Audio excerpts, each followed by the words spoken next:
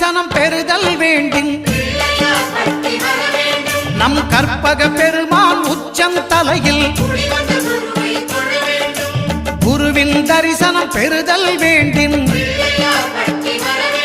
நம் கற்பக பெருமான் உச்சம் தலையில் ஆலமர் செல்வன் அவனது பார்வை தடைகளை நீக்கி வளம் பெருக்கும். நம் கணபதி சிரத்தை காண்கிற மங்கையர் மாங்கல்ய பலமே திடமாகும்.